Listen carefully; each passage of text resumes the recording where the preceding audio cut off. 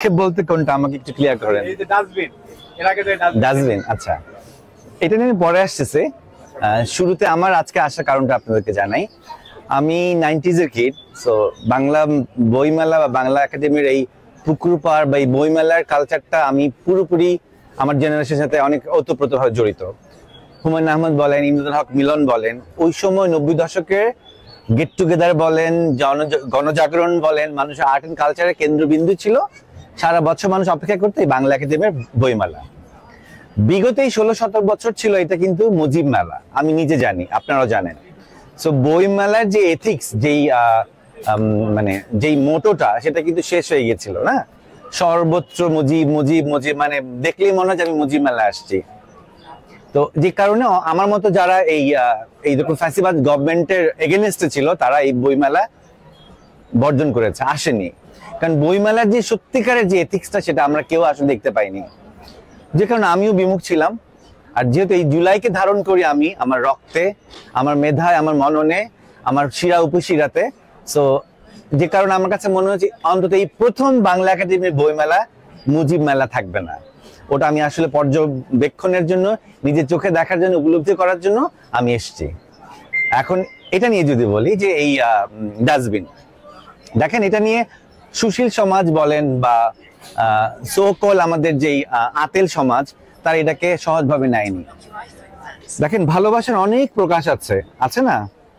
কেউ চুপ থেকে ভালোবাসা প্রকাশ করে, কেউ পাশে বসে ভালোবাসা প্রকাশ করে, কেউ আমি তোমাকে ভালোবাসি প্রকাশ করে, কেউ একটি বই উপহার দিয়ে প্রকাশ করে।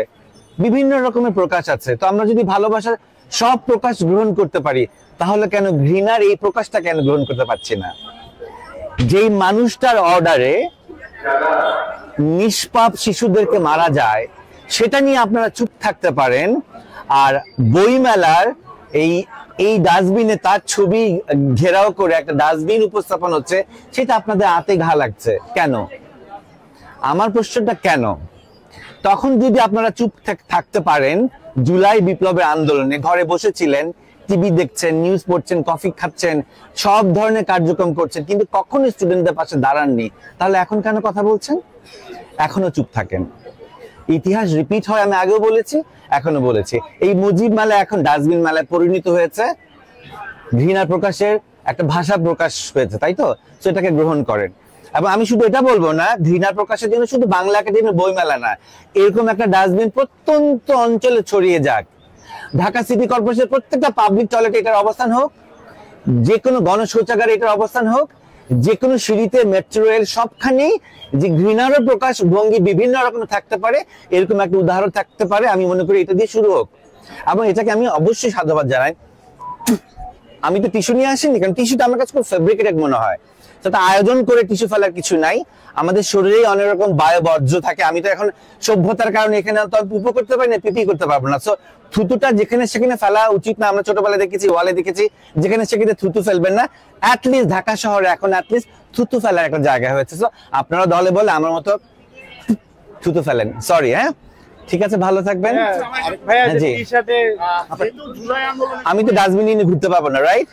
সো ডাস্টবিনটাই আমি ধারণ করেছি আমার বডিতে। কেউ যদি এখানে থুতু মাল ফেলতে পারেন, আমি আই ডোন্ট মাইন্ড, বিকজ থুতুটা আমাকে ফেলছেন না, এটা প্রতীক অর্থে শেখ হাসিনাকে ফেলছেন, রাইট? ডাস্টবিনটা শুধু বাংলা একাডেমিতে দেখছি, আমরা শরৎ উদ্যানে কিন্তু দেখি না। আসলে এই যে জানিয়ে দিলাম, করেন, উদ্যোগ নেন, এবং জনগণকে বলি, বা যারা যারা স্টল প্যাভিলিয়ন দিচ্ছেন তারাও করেন, অসুবিধা নাই। আমি তো বলেন শুধু বাংলা একাডেমি নয়, ঢাকা শহরের প্রত্যেকটা জায়গায় ডাস্টবিনে এনার ছবি থাকা উচিত। এনার না, আমি গালি দিতে পারি না, আমার মুখে গালি আসে না, মানে আমি যত ধরনের গালি আছে সব ধরনের গালি লিখে দেন না, অসুবিধা নাই তো। ছোট তো গাফিলতি আছে। আর দেখেন, যখন সংস্কারের প্রশ্ন আসছে, যখন ক্ষমতায় ওনারা মানে ফ্যাসিবাদ সরকার পতনের পরপর যখন ক্ষমতায় ওনারা আসছেন, একটা খুব বাজে সিচুয়েশনের মধ্যে আসছে, এবং এটা আপনারা জানেন। এবং এটা ধরনের কোনো কারণ নাই।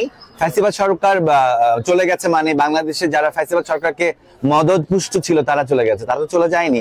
তো তাদেরকেও টেকেল দিতে হলে আসলে গভর্নমেন্টের অবস্থান থেকে এতগুলো আন্দোলন, প্রত্যেকদিন নতুন নতুন ফ্যাসিবাদের আন্দোলন রাস্তায় হচ্ছে, তাদেরকে সংস্কার করতে হচ্ছে, তাদেরকে জনগণের স্থিতিশীলতা মাথায় রাখতে হচ্ছে, দ্রব্যমূল্য মাথায় রাখতে হচ্ছে, আইন শৃঙ্খলা মাথায় রাখতে হচ্ছে।